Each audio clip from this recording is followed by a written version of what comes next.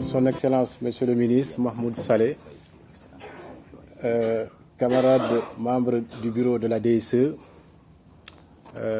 chers invités, chers militants de l'APR. Alors nous sommes là aujourd'hui en étant honorés par la présence de notre camarade Mahmoud Saleh. Donc je ne parlerai pas de ministre parce qu'on est entre camarades, de militants de l'APR. Nous souhaitons d'abord la bienvenue à notre cher camarade Mahmoud Saleh. Je ne ferai pas de description de sa personnalité. Vous savez tous celui qui est Mahmoud Saleh. C'est un combattant politique, c'est un militant engagé, c'est le bras droit du président, c'est l'homme de confiance du président. Donc je pense que les militants sont heureux aujourd'hui de rencontrer cette personne de grande dimension. C'est vrai, il y a des responsables politiques qui sont venus en France, mais faire la manière dont il l'a fait, je pense que c'est une première. Et c'est pour cela que je vous demande à remercier et à féliciter notre camarade Mahmoud Saleh. Il faut l'applaudir. Donc, merci chers camarades de la DSE qui sont présents ici. Donc, je ne citerai pas tout le monde, mais tous ici, on se connaît, on est des camarades. Merci surtout l'ensemble de nos militants qui sont venus de très, très, très loin pour montrer toujours leur engagement, leur détermination, leur amour pour le parti. Et donc, Abdourahmane a bien planté le décor. Je pense qu'ici, aujourd'hui, vu que le temps presse, je ne vais pas répéter ce qu'il a dit, mais simplement donner la parole au ministre conseiller pour qu'il nous délivre son message, pour qu'il nous délivre ses bonnes paroles. Et nous laisserons le soin à tout un chacun de s'exprimer le plus clairement et le plus simplement possible. Aller droit au but. S'il y a des gens qui ont déjà abordé des questions qui ont été déjà abordées, on peut dire que voilà, on passe. Donc pour qu'on aille vraiment à l'essentiel, parce que le parti, c'est notre parti. Et donc je vous remercie tous d'être venus. Et je vais sans tarder passer la parole au ministre conseiller du président de la République, M. Saleh. maa ngi nuyu ku nekk ci turam ak ci santam di ci jiital suñu kilifa yi fi nekk parce que kilifa yàlla koy def ci nit souvent dañuy confondre fonction ak kilifteef fonction du joxe kilifteef donc quel que soit mbubb bi nu sol bi nu ñëw fii bu nu fekkee suñuy kilifa il faut que ni sagal leen donc maa ngi leen jiital ci nuyu bi di nuyu suñu soxna yu yànj yi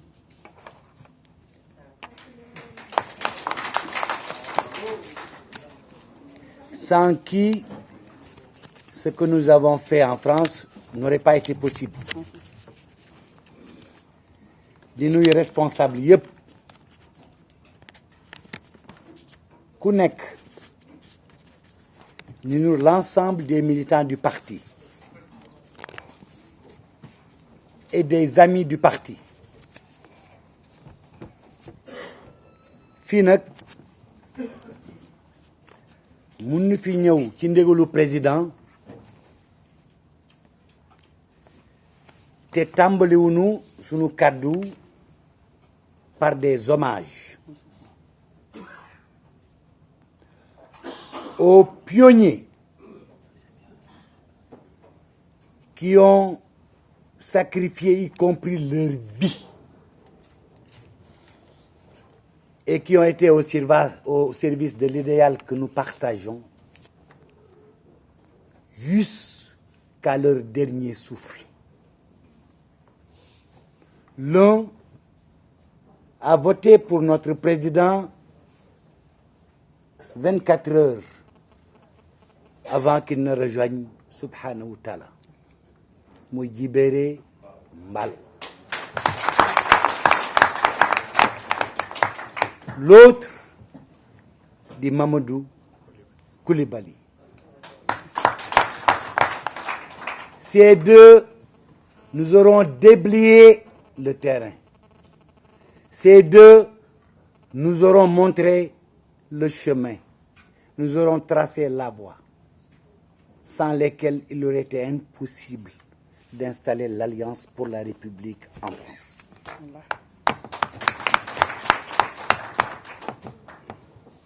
J'associe mon nom à celui du président Macky Sall et j'ose y associer tous les vôtres pour solliciter de Subhanahu wa Ta'ala que sa miséricorde infinie soit aussi versée à la mémoire de ces deux illustres disparus. te nag ni xam ni dañu sasu parce que ñooñu bu nu toppee seen tànk à la kulli alin suñu parti ci kaw rek lay jëm am nag honneur man personnellement d'avoir cette occasion d'être à vos côtés au nom du président Macky Sall yéen ñi nga xamante ni yéen a tax Alliance pour la République am parce que fi mu jëkk sukkandiku pour ñeme fii la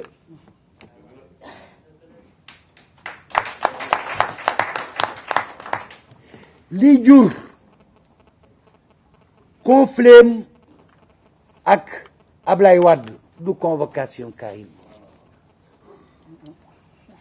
loolu dafa accentuer crise bi mais n'est pas à la source de sa crise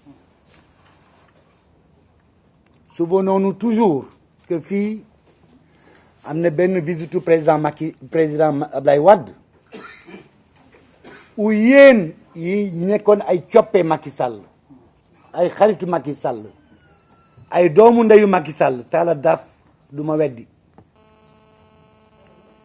moom nekk fi woon de soxna ma ngi fi woon nag par contre Adja ngeen def manifestation historique ba tiital Ablaye Wade au lieu que manifestation boobu ngeen sargal Ablaye Wade mais ngeen sargal Macky Sall manifestation boobu mooy le déclic dans la situation de crise installée entre les deux hommes parce que la perception de la dimension de Macky Sall c'est bés boobu aux yeux de Ablaye Wade donc sambagul woon ndëndëm xalaatu ko woon sax certainement yéen ñi bokk ñi ko wan yoon wi ci ngeen bokk ñi ko wan yoon wi yéen ci ngeen bokk te le rôle que vous y avez joué aucun autre segment de Sénégalais ne l'a joué. Première organisation bi porté ambition wu Macky Sall fii la juddoo mi ngi tuddoon mouvement pour le Sénégal émergent moom moo déposé woon demande d'autorisation de la manifestation quand le régime de Ablaye Wade a voulu empêcher Macky Sall de répondre à une invitation de Obama qui devait s'installer comme président des États-Unis. Souvenons-nous.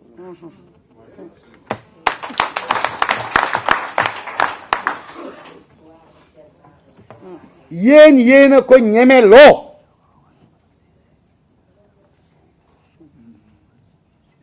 première fois bi mu tenté natt boppam localu 2009 la woon ni am ci 16 collectivités locales yu ñu gagné intégralement par nous-mêmes ni présenté liste ci 81 collectivités locales sur 543 ni am ci 160 000 voix parce que li tax li des pour mu def 160 000 voix ay pekkati la mais loolu résultat wu implication wu diaspora bi rek la parce que ñoom ñoo prolongé seen autorité seen gox ñoom ñoo incité les populations de leurs localités respectives à accompagner Macky Sall ñoom ñoo tax première tentative de rassembler les Sénégalaises et les Sénégalais autour de son nom mu am loolu moo meññ Alliance pour la République parce que mouvement boobu nit mënu ko meññ mouvement boobu dynamique moo ko mën a meññ mouvement boobu géniteuram yéen la et à vos côtés d'autres segments des Sénégalais et des Sénégalais restés au pays bi ma nee démb bi ma nekkee montargiste boo demee Paris looy wax ma ne ko dama leen di wax ni ñoom ñoo tax nga exister politiquement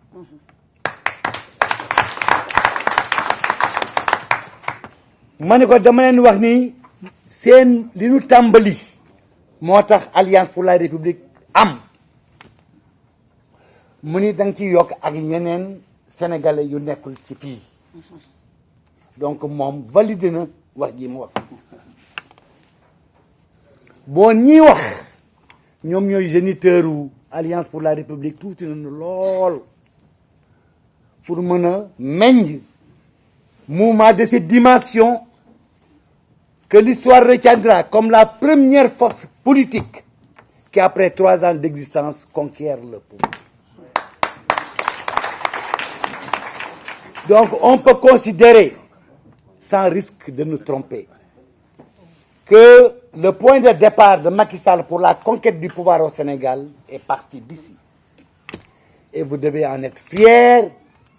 Et moi qui ai été choisi par son Excellence pour venir en son nom vous voir, j'en suis honoré. Et merci de m'avoir réservé cette paix. Merci. loolu tax mu ni il faut que ndaw ñëw ba fii ni leen jërëjëf jaaraama jaaraama jaaraama jaaraama boobu mu wax ni bu ma ñëwee wax lan ko mooy principal objet wu mission bi ñëw ni leen jërë ngeen jëf kenn ku nekk ci yéen mu ni naa la wax de xam ne li mu liggéey mu ni naa leen wax ni kenn ku nekk ci yéen xam na li mu bañal boppam bañal ko njabootam pour lii mën a am parce que lu bare jógewul ci moom ñëw ci yéen bu ngeen doon xaar lu jóge ci moom pour liggéey bon du ngeen liggéey te xam na ni kenn ku nekk ci yéen ñaari sas la sasoo na njabootam bi nekk fii sasoo na njabootam bu mu bàyyi ci dëkk bi te amu ko lay débrouiller malgré la pression de cette charge vous avez eu prendre de vous-même quelque chose pour le destiner au financement de l'activité politique qui aura généré Macky Sall comme président de la République du Sénégal bon ngàcce galam mu ni bu ma ñëwee naa leen wax nii ngeen jéggal ko parce que waroon na ko def avant tey parce que quand même dire am na en ce moment bi ngeen ko tegee ci boppu Sénégal ak tey mais nee na ngeen comprendre ni yéexaay boobu pression wu situation bi mu fekk Sénégal rek ko tax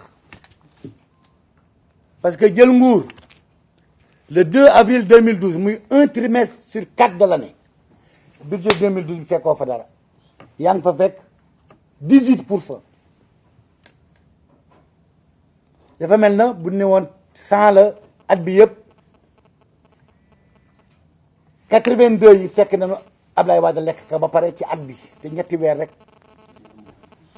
la at bi amoon loolu vous conviendrez avec moi que fekk fa dara biñ ko investir ba mu toog bala muy xool sax fauteuil bi mu toog dafa verte wala dafa chocolat nin ko 1 million de Sénégalais sont menacés de famine ndóol mi ngi waaj moom réew mi balay loolu di pare nin ko campagne agricole bi de dans 1 mois la war a tàmbali te dara parewul bi mu ne ñu ko nag jur bi moom boo ci jugul mu dee ñu bàyyi ko nag mu nelaw bala lendemain ñu ko école bi boo ci waxul day am année blanche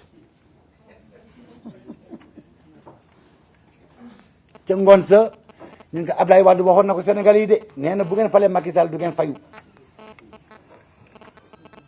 rax ci dolli mu fekk fa service mensuel de la dette de 53 milliards de francs CFA c'est-à-dire weer wu yàlla sàkk war nañu jël 53 milliards ci suñu xaalis fayee ko bor yoo xam ne xamul fu mu nekk xanaa ci seen i poos situation boobu war ngeen mën nangu ku ko hérité am na ay wareef yu bari yoo xamante ni dootoo leen fàttali nee na ma wax ni loolu moo tax wareefam au début de son mandat mënu ko woon def bu mënul ñëw yónnee ci yéen ni leen jërëjëf te xam na ni loolu yéen di ngeen ko comprendre te xel mën na ko nangu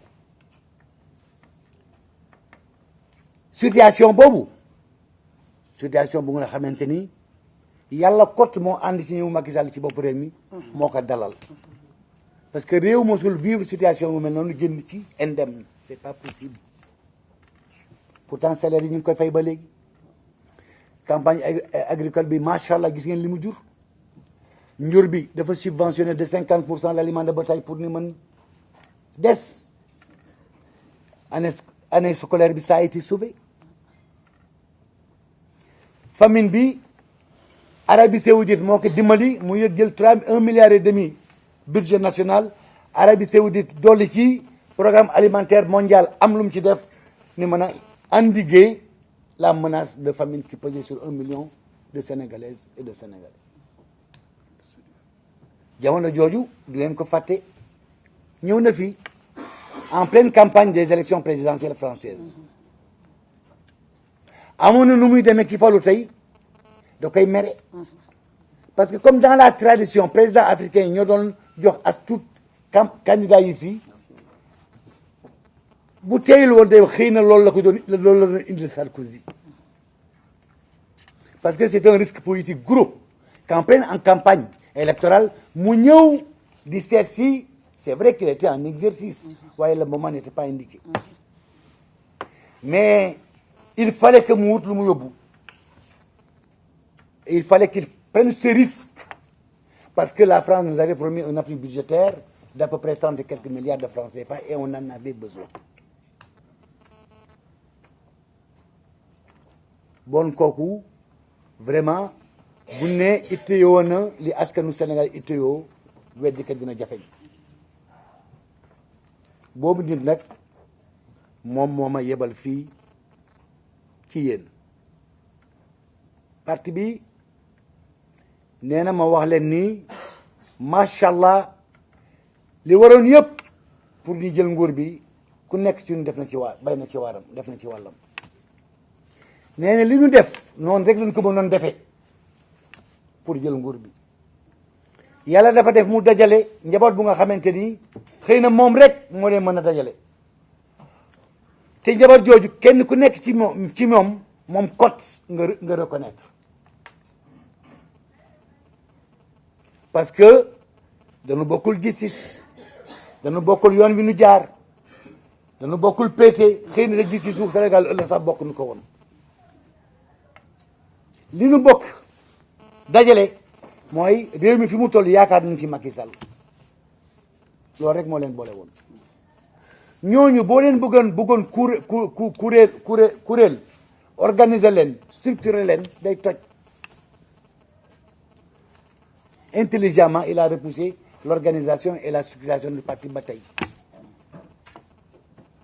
mouvement boobu ni bàyyi mu exprimer wu comme ni mu exprimer wu dynamique boobu ni accompagner ku nekk ak na nga mën synergie yi ñu libéré bu nekk di exprimer wu comme ni mu sentir Macky Sall moo indi 25 mars 2012 mais loolu indi 25 mars 2012 téyewuñu ci bopp réew mi loolu indi 25 mars 2012 mënuñu jox résultat à la veille de 2017 bu fonder la réélection de Macky Sall pour sas bi ni mën ko mottali ambition yi nga xamante ni moo tax ni nangu ànd ak moom te mu yellool ko itam pour mu mën ko traduire en politique gouverner dafa soxla parti pour mu mën def résultat yi nga xamante ni mooy fonder sa réélection en 2017 yal nañ fa yàlla yóbbu te ñu tal ko il lui faut un parti bi nga xamante ni noonu bu ko defoon avant 25 mars xëy na ñu 25 mars ñagas tey nag loolu la soxla pour gouverner et faire des résultats qui justifient sa réélection di koy firndeel mu ni ma wax leen ko mooy tey sénégalais yi jaaxle mi ngi leen di waaj moom nee nañu dafa digle woon wàññi njëg yi wàññi na njëg yi ba bërki démb homologué na leen Sénégal gëj na am homologation des prix foogoon nañ loolu mënusu am Sénégal bërki démb def na ko te am na beneen réduction du prix bu nekk ci yoon am na yeneen yu kéemaane yu nga xamante ni jot na ko def ci Sénégal tey bu ngeen demee Kaolack Kaffrine Fatick ñiy bay gerte am na ñu leen di xiir pour ni manifester parce que nee nu Macky Sall dafa wàññi subvention bi aux semences bi may wax président yónnil sa ministre de l'agriculture mu seeti baykat yooyu waxtaan ak ñoom parce que dañu juum am na fii ay seede yu ko fekkee ku doon subventionné 50 000 tonnes yeewu ni dama koy monter à 90 000 tonnes bon wàññi woo subvention baykat bu doon bay ileer nga bëgg moderniser outils agricoles yi muy bayee ba tax nga réquisitionner toute la production de matériel agricole de la SISCOMA bi nekk pour kooku temps yow yéene woo lu bon baykat yi mais loolu bu ko defee wàññi prix yi am ay initiatives majeures yu mu jël pour créer les conditions pour apaiser la situation du Sénégal kooku war nañu dem ci askan bi pour xamal ko loolu mais tey suñu gouvernement li muy def moom kot moo ko xam askan bi xamul lu gouvernement bi def parce que ñi waroon dox diggante Macky Sall gouvernement ak askan bi mooy ñun te tey ji tey au lieu ñu nekk ci loolu nekkunu ci li ëpp ci li nu nekk mooy gisaguma dara xeexuñu woon pour teg Macky Sall ci boppu Sénégal pour mu nommer nu dañu xeexoon pour teg Macky Sall ci boppu Sénégal pour mu soppi Sénégal alalu Sénégal ñu delloo ko ci askanu Sénégal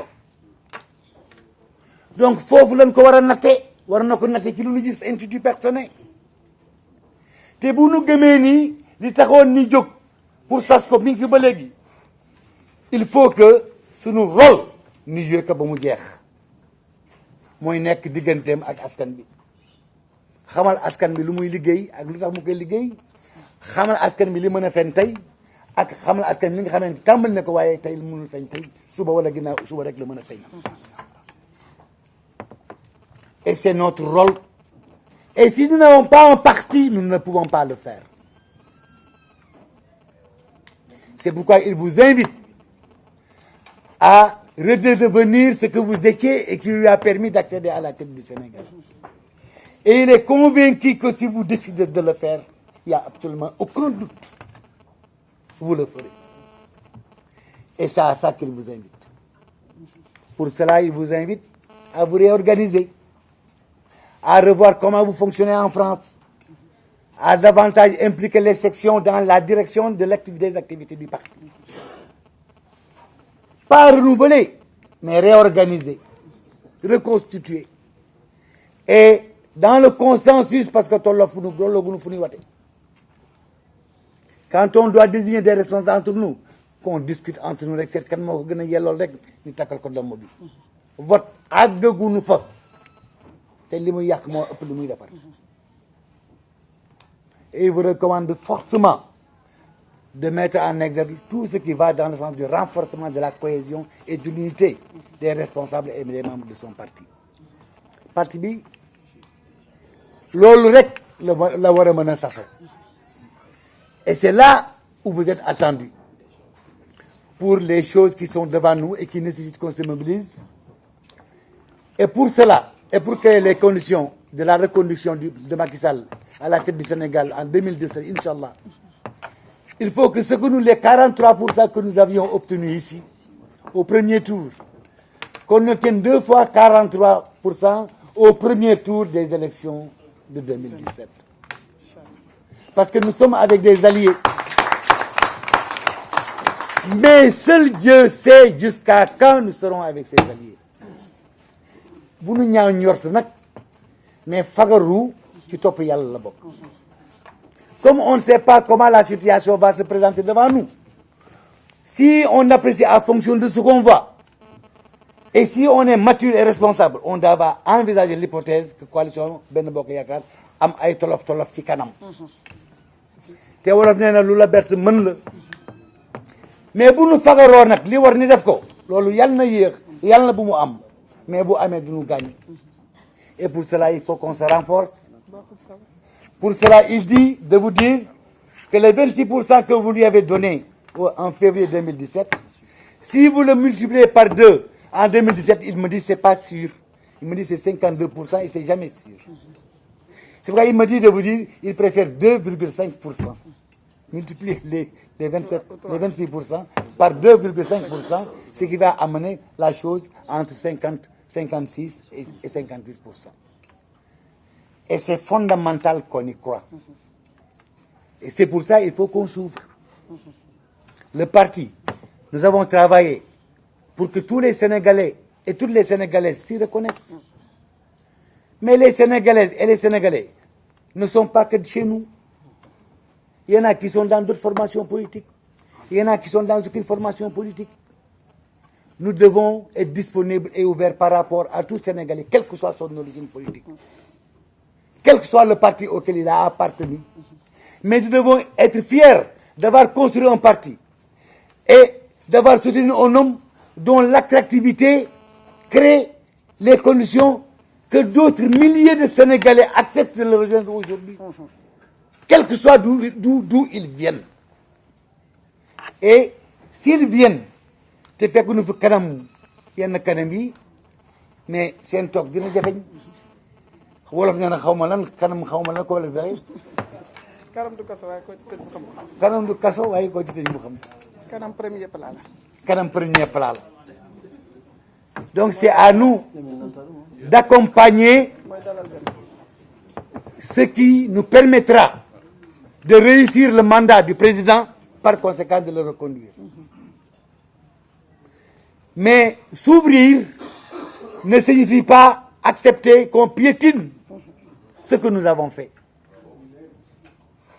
S'ouvrir ne signifie pas d'accepter que celui qui vient d'arriver toque sous nos bottes. S'ouvrir ne signifie pas qu'on accepte qu'on piétine nos valeurs et les principes qui ont fondé l'action politique de notre parti. S'ouvrir, c'est préserver le socle originel de l'Alliance pour la République. S'ouvrir, c'est de responsabiliser en fonction des compétences et du mérite.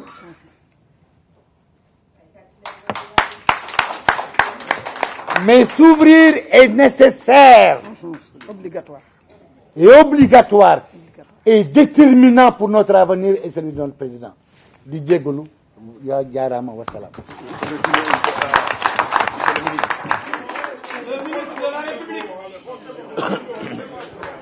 Jërëjëf man je suis très content. Mais avant d'apprécier les interpellations et de tenter de répondre aux questions, je voulais saluer notre frère, le frère du président, qui nous a rejoint, Cheikh Omar Ly, du Koziar.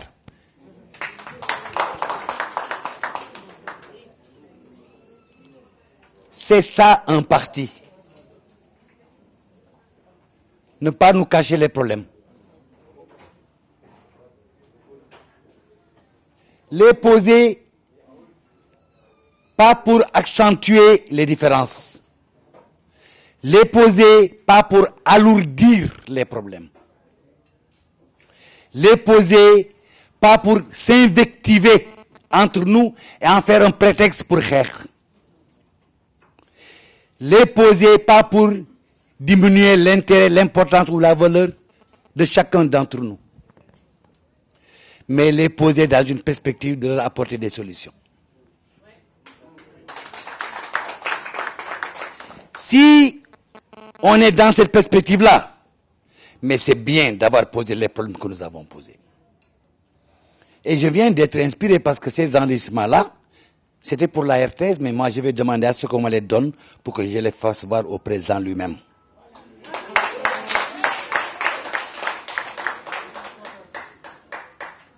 Mais c'est normal que notre parti ait les problèmes que vous avez évoqués.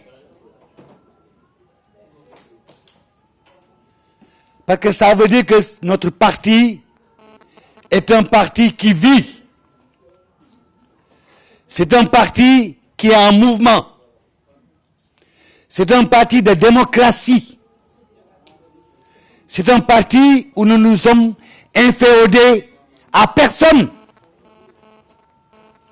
C'est parce que nous sommes tout ça que nous tenons chacune et chacun d'entre nous à ce qu'on nous donne la place qui nous revient dans ce parti. Mais nous devons ensemble imaginer le comment impliquer chacune et chacun d'entre nous dans la vie du parti. J'expliquais tout à l'heure au camarade Ablaye Mbodj, il ne me laissera pas mentir. Mais je lui dis à Ablaye, la meilleure manière d'exercer une responsabilité, c'est de la partager. Mais à quoi sert une direction qui a 21 membres alors qu'il y a une disponibilité de 50 membres? Pourquoi ne pouvons-nous pas imaginer une formule qui implique les 50 qui sont disponibles? Et nous donner les moyens de trouver un petit organe léger qui coordonne entre nous, entre nos deux réunions. Donc, ne nous polarisons pas sur cette question. Parce que nous avons les ressources pour apporter les solutions à nos problèmes. Ça aurait été des problèmes si nous ne pouvions pas les résoudre. Mais un problème identifié comme tel est résolu de moitié. Le reste, nous sommes outillés pour le compléter. Ne pensons jamais que cette réunion-là n'aura pas été utile pour le développement du parti. Au contraire, c'est une réunion, je pense que nous avons la caractérisée de réunion historique.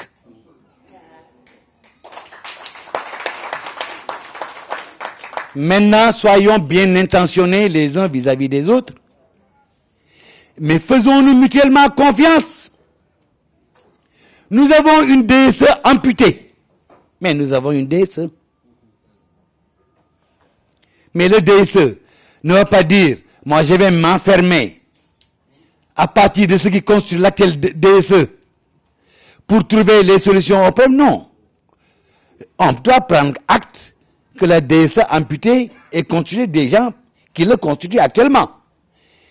Mais il y a de l'expertise disponible. La DAF est une expertise parce qu'à un moment donné, quand on réfléchissait dans la perspective d'apporter une réponse au départ de certains, mais parce que nous nous intéressons à notre parti, nous essayons de réfléchir pour dire, mais vers qui s'orienter pour lui confier notre parti? Ou vers qui s'orienter pour qu'il fasse partie des gens à qui nous allons confier notre parti? Je mentirais si je ne dis pas que Taladaf a été pressenti comme possible quelqu'un à qui on peut envisager de confier le parti, mais ce n'est pas à nous qui avons la décision. Mais ça veut dire que cette personnalité-là, s'il n'est pas membre de la DC actuelle, on peut imaginer un système de cooptation de la DC actuelle vers certains de nos responsables qui ont l'expertise, qui ont l'expérience politique et qui ont aussi une présence en termes de force politique représentée. Pour accompagner ce qui reste de la DSE, pour imaginer comment solutionner nos problèmes de parti et nos problèmes d'organisation. C'est une possibilité. je suggère qu'on puisse travailler dans cette direction-là. Parce que c'est cela la démocratie. C'est cela que le président veut. Et je pense que nous ne devons pas nous interdire d'exploiter cette opportunité de renforcer l'unité et la cohésion de notre parti. D'élargir sa direction pour qu'ensemble nous travaillons vers l'installation d'organes plus légitimes qui, eux, se réclameront moins de la légitimité historique, mais plus de la légitimité politique. Maintenant, des problèmes sont soulevés liés au comportement de certains d'entre nous que le président a responsabilisés. Mais moi, je serais étonné qu'un ministre ait le temps de répondre chaque 5 minutes au téléphone. Mais sinon, ce n'est pas un bon ministre. Mais un ministre que vous pouvez gêner chaque fois que vous rêvez de lui parler. Et il vous répond. Moulal grand place, commencez, mania yo. Mais quoi, dans quoi d'ach? Parce que quoi, vous liguez. Donc, n'apprécions pas les gens que le président a investi d'une responsabilité pour nous. Parce que Tchouk, s'il a été responsabilisé, c'est grâce à Dieu et au travail que vous avez fait. Mais donc, la responsabilisation de Tchouk, c'est la vôtre. C'est à travers vous qu'il a cette responsabilité-là. Si vous n'existez pas, il n'aurait pas ces responsabilités-là. Et je vous révèle qu'il avait refusé. Tchouk était membre du premier gouvernement du président Macky Sall. Il a dit non. Je ne peux pas, parce que je ne suis pas préparé à exercer cette fonction. On lui a dit, on va te préparer, tu vas venir dans le cabinet du président et tu vas apprendre. Donc cet homme-là n'a pas tendu la main pour être ministre. Je suis convaincu, tel que je le connais moi, et je sais que vous le connaissez mieux que moi, il aurait préféré rester ici à Mantes-la-Jolie. Donc arrêtons de porter des jugements sur des gens qui sont à notre service, qui se réveillent tous les matins pour réfléchir et travailler à apporter des réponses aux problèmes pour lesquels nous n'avons plus voulu de Wade et de son gouvernement, et pour la solution desquelles nous avons pensé que Macky Sall était l'homme idéal. Accompagnons-le, ne l'affaiblissons pas. Parce que si on se met à jaser sur Dioux, du téléphone, mais c'est la vérité. Un ministre n'a pas. Un ministre doit avoir une après-midi par semaine pour ouvrir son bureau aux gens, mais il ne peut pas passer sa vie. Mais allez chez Dioux. Mais parce que sa maison, c'est comme le Fouta. C'est la vérité. Mais cet homme-là, affable, ouvert, disponible, engagé, mais aurait pu se contenter de la situation que Dieu lui avait donnée ici. C'est là accepté, après tout l'investissement qu'il a réalisé dans ce pays-là, de retourner chez lui. Mais c'est vraiment de gros efforts qu'il a dû consentir pour le faire. Cet homme-là mérite considération et respect. Et à chaque fois que vous émettez une opinion négative sur lui, c'est Itani. Dès que Yobu a fait, au nom de ceux qu'il a laissés en France, mais alors que ce n'est pas le cas. Donc, soyons moins passionnés. Soyons plus raisonnés. Soyons plus lucides.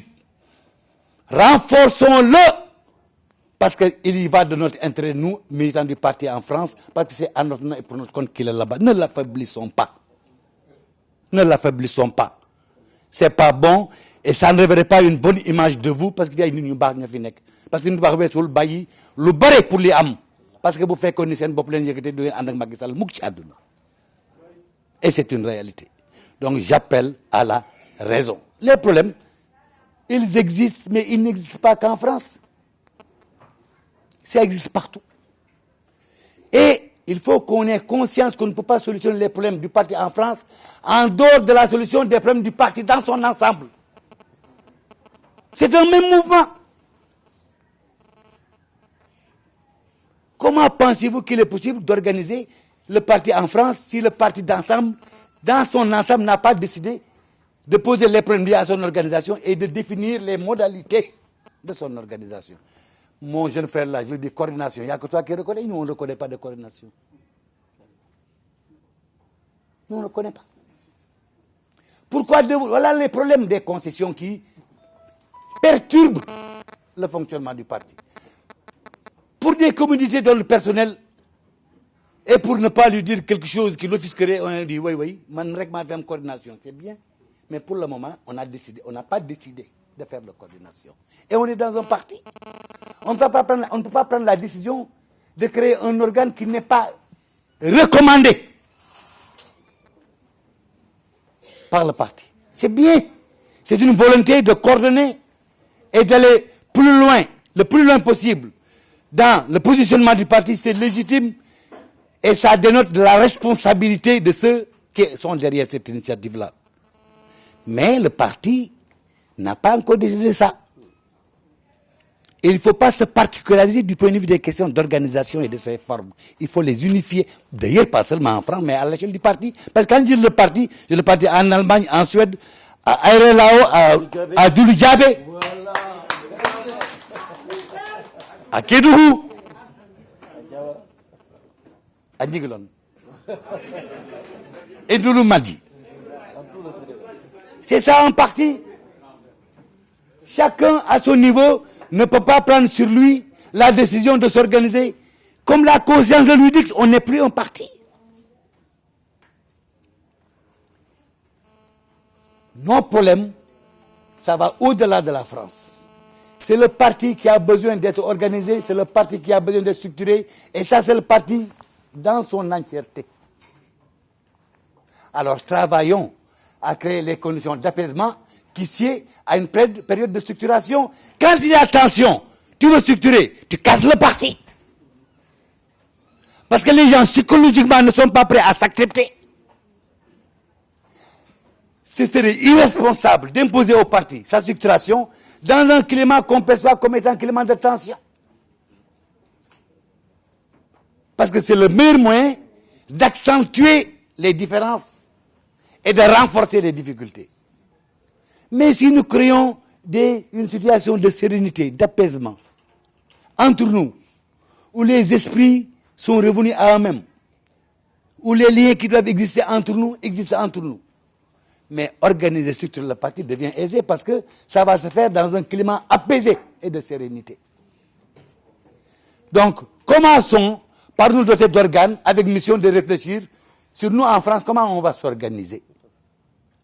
En attendant qu'on ait la structuration définitive retenue par la direction du parti, comme on est dans un parti, on ne peut pas s'organiser indépendamment des décisions d'organisation de la direction du parti. Comme ici, on a des besoins d'organisation de structuration spécifiques. Réfléchissons sur comment provisoirement nous organiser en attendant la décision finale de la direction du parti sur les modalités de son organisation. Ce n'est pas interdit, mais qu'on le fasse dans une ambiance de confiance et de sérénité. C'est à ça que je vous invite. C'est le livre des jeunes, c'est le discours que je viens de tenir aux jeunes. Les femmes. Mais Mme Macky n'a pas tort de faire comme elle a l'habitude de faire. N'a pas tort de faire comme on a toujours procédé ici. Mais un coordinateur de section, mais ce n'est pas Dieu le Père. Si les femmes sont organisées dans chacune des sections, et que dans chacune des sections a un responsable femme, mais on connaît qui est membre du Bureau national des femmes ici. Parce qu'en principe, le Bureau national, c'est l'assemblée des responsables de femmes dans les différentes sections du parti. Donc, on ne peut pas avoir de difficultés pour former un bureau femme, puisque le bureau femme est déjà préparé dans toutes les sections. C'est comme quand on dira la DSE et l'élimination de toutes les sections, et chaque section doit être représentée. Sauf si le coordonnateur de la section est indisponible pour des raisons qui lui sont personnelles et se fasse représenter par quelqu'un d'autre qui est désigné, logiquement, c'est les coordonnateurs de section qui en sont membres. C'est la logique. Donc on a la matière pour constituer nos organes. Ne nous y focalisons pas, parce que ce n'est pas un problème. Donc revenons à nous-mêmes. Si nous revenons à nous-mêmes, je crois qu'on devra solutionner nos problèmes à l'aise. Maintenant, l'attitude de tel ou le compagnon de tel peut yakal Macky Sall. Non, il ne faut pas qu'on apprécie nos rapports avec Macky Sall en fonction des conneries que Mahmoud va faire ici. ah je vais faire des conneries certainement hein parce que après damay ànd ak booy xaw ma fu may yóbbu. Et vous allez entendre que Mahmoud Saleh au lieu de nekk fii jaay affaire kilifa mag la mais mi ngi ànd ak booy yi dégg naa mi ngi woon fale mais bu ma neexee. Mais pourquoi vous allez sanctionner Macky Sall parce que Mahmoud Saleh est venu ici il a fait des choses yu nga xam ne yéen àndu leen ci. C'est pas normal. Jugez Macky Sall et vos relations avec lui sur ce que lui il fait pas sur ce que ay ndaw font parce que ndaw am na ay ndaw yu matul ah xëy na man ci laa bokk. Ne le jugeons jamais par rapport à ce que Seneweb va écrire demain sur notre réunion. Ne jugeons même pas notre réunion par rapport à ce que Seneweb va en dire. Nous sommes là, nous savons comment on s'est réunis, nous savons dans quelles conditions nous sommes réunis, nous savons qu'est-ce que nous nous sommes dit et nous savons pourquoi nous nous dit ça. Pourquoi on ne s'est pas caressé? Parce que nous pensons qu'il est nécessaire de donner à notre parti le tonus qui lui manque pour aborder les responsabilités que lui confère son nouveau statut, c'est parti au pouvoir. Moi, c'est à ça que j'invite. Et c'est à ça que le président Macky Sall invite. C'est un homme de parole. Man duma daa sek duma Farba Ngom man naar la suñu xel amul géwël mais nag reconnaître baaxaayu nit yàlla da ko santaane nit ku dëggu la et c'est l'incarnation de l'humilité du xeeb kenn loolu sax boo seetee ba seet li bokk li ko may li mu am te ci la parce que bu mel noonu ni man xëy na du àgg foofu kooku bu gisee tolof-tolof ci askanam xam ne luy difficulté dans la vie parce que dafa jaar moom il n'est pas comme un petit bourgeois qui a une relation de compassion avec la difficulté yërmande moo tax daal ma bëgg jóg taxaw ci ité askan bi yërmande non kii moom bu ne damay jóg taxaw ci ité askan bi xam na lu tax parce que xam na qu'est-ce que c'est parce que il y a grandi il connaît cet homme-là vous n'avez aucune raison de douter que li mu wax ne yéen du ko def maintenant nag yàlla dafa def kenn ku nekk ci ñun ay melokaan qui te particularise des autres rythme ak cadence qui nature humaine la bokk xëy na ni ko Kumba di doxale ak Mahmoud ni koy doxale du doon benn parce que ça renvoie à leur nature propre xëy na am lu may xaar Japon avant ma yëg di benn kaddu mais Kumba xamul ndax man am na leen lu may xaar Japon wala Somalie pour di tel kaddu moom xamu ko moom de rek Mahmoud Saleh yéex na ci kaddu mi de moom lu muy xaar donc nanu delloo si suñu sago xam ni nit ki nu jiital nit la bu nga xamante ni on peut lui faire une confiance totale et absolue parce que nit ku ambitieux la nit ku am ambition la nit ku dëggu la nit de rupture la te li mu ni moom lay def Sénégal à la kulli alin mënu lay def dafa fekk nag moment bi ñu ko joxee réew mi environnement extérieur bi favorable wul situation Mali bi xam ngeen ko dafa ralentir de 33% sunu activité économique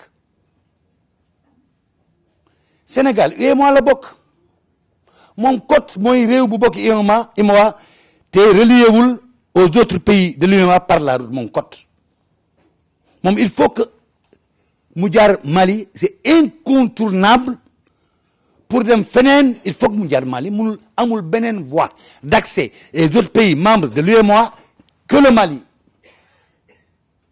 situation ba fa nekk mais convenez avec nous que mën na perturber sunu cadence ak sunu rythme au niveau du pays Guinée-Bissau lu mu leen ci nettali Mauritanie xam ngeen sama mbokk ba fa nekk foofu taxawaayam ci ñun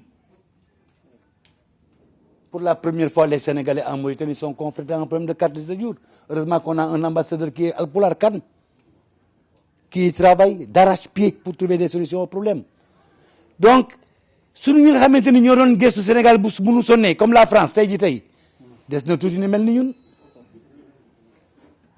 lanu mënoon dem mënutuñ ko nan nu itteewoon mënutuñ ko itteewoon parce que ils ont suffisamment de problèmes comme ça. Il y a une menace sur eux de récession en dehors de l'Allemagne en Europe ñi sore situation France barewul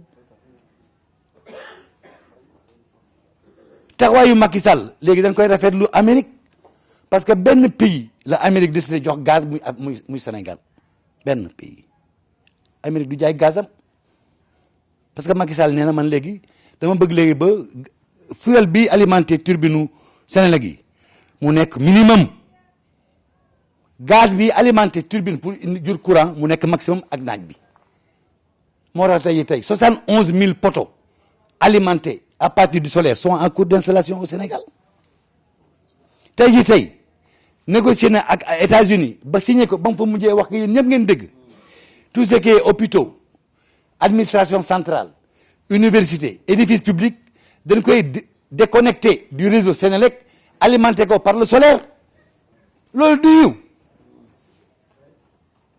tey benn ci première mesure yi nga xamante ni moom la jël bi mu toogee léegi en dehors de la diminution des prix des denrées mooy def couverture médicale universelle mooy am na paquet de soins yu nga xamante paquet feebar yu nga xamante ni ku ko feebar ala kulli alin ak noo sant boo santee ba wala nga sant si ci yem état bi dalay faj ba nga wér peñ te du la laaj dërëm am na façon feebar yu nga xamante ni paj bi dafa xaw a lourd au plan financier état bi dafa am lu muy sasoo ni créer des mutuelles bu nga xamante ku nekk loo am duwal fa muy dërëm wala muy jaar dërëm mu compléter li état bi def pour que mën faju yenn maladie yi nga xamante ni traitement am dafa lourd financièrement yemul ci wax ji daf ci def budget 5 milliards ci 2013 bi pour ñu commencer phase expérimentale bi bu loolu noonu xëccoo entre solidarité nationale et ministère de la santé pour wax kan mooy aki moom projet boobu tàmbali na la bourse familiale mooy tax askanu Sénégal taxawu askan bi ndóol solidarité nationale mu imaginer le système qui a été expérimenté chez nos parents brésiliens xam nga solidarité nationale dafa bokk suñu diine bokk suñu aada régime yi fi nekkoon ñoom ñëpp ay jullit lañu nee nañu ñi ko jite woon mais ki wane yërmande askan bi néew doole Macky Sall la bourse familiale moom mooy 250 000 familles Sénégal boo ko xayma muy 2 500 000 Sénégalais qu'il a décidé d'assister comme xamaguñu naka la ñuy leen di tànne yenn critères la ñuy mettre en avant pour sélectionner les familles et le degré de dénouement de famille ni dañ def phase expérimentale sur 50 000 familles ça fait 500 000 citoyens sénégalais budget bi dugal na ko ci budget 2013 mi ngi ci du lu nga xamante ni yéene la wala lu mu fas yéene def la non c'est budgétisé yeneen obligation yi ma am yëpp te élaboration budget bi sóoraale ko woon juin day def la ñu wax xam nga ko loi rectificative des finances c'est-à-dire wareef yi nekkul ci budget bi ñu dugal ko ci kooku vraiment war ngeen mën a dan seen xel waxuma nag les projets agricoles muy société d'intensification de la production agricole muy les domaines agricoles communautaires tey waa Kolda yi nan ma baal mais am na lu nga xamante ni dañ ko fa waroon dugal mais dañ ko jël pour aménager la vallée parce que kat depuis bi ñu nekkee xale ñun ñu ngi wax 240 000 hectares moo am la vallée te leb nañu ay milliers de milliards de francs CFA au nom de la vallée te ba léegi kenn aménagé gul vallée problème mu ceeb bi mais c'est lié à l'aménagement de la vallée oui il faut qu'on produise mais c'est bien mais où il faut aménager les superficies où on va cultiver le riz mais les aménagements là il faut bien que l'État les prenne en charge parce que askan bi bëgg dem bay ceeb mënu attanu ko